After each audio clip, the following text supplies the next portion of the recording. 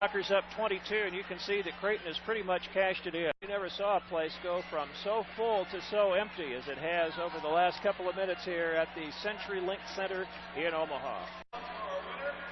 Wichita State in its huddle, getting ready to wrap up this victory over Creighton. It will move the Shockers to 22-4 to 13-2 in the Missouri Valley Conference. They will have a 2-game lead over Creighton with just 3 to play, 2 of those games at home.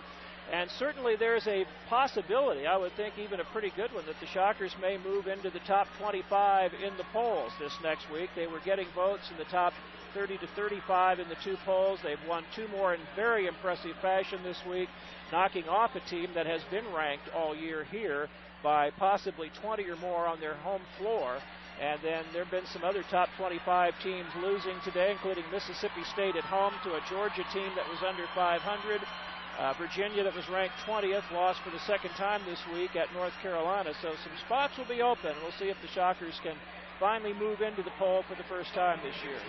Well, this is a Creighton team that beat Northwestern and beat them handily, and has beaten a lot of good opponents. Beat San Diego State on the road. Yeah, UAB, Drake, Tulsa. So they've won some big games and won a lot of games by large margins here in Omaha.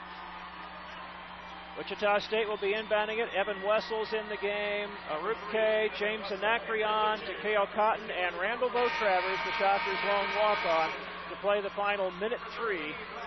Evan Wessel inbounding from the baseline. Creighton has cleared its bench also. Some guys that have only played in a handful of the Valley games. Several guys are in that have only played in 4 of the previous 12 or 14 Valley games for Creighton, and those have all been blowouts, but on the positive end. Takeo Cotton, double team in the corner, tries to step through, is called for traveling rather than a foul, and so the ball will go back to Creighton with 1 minute to go. The Shockers up 87-68.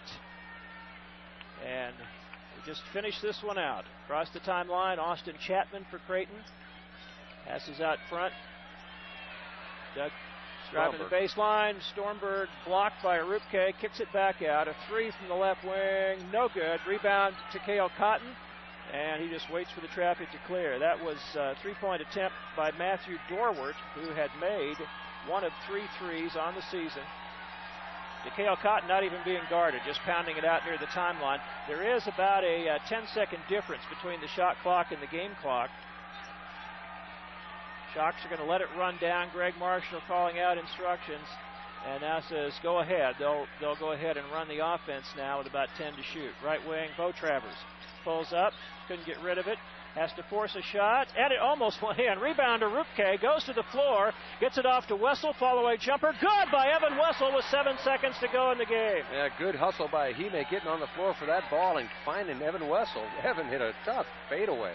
89-68, a 3 from the left corner. No good at the buzzer by Creighton's Taylor Stormberg, and Wichita State comes into Omaha and thumps Creighton by 21. Final score, the Shockers 89, Creighton 68. It is the Shockers' Valley race to lose from here on out as they lead by 2 with 3 to play. Stay tuned for a Happy Preferred Health postgame show.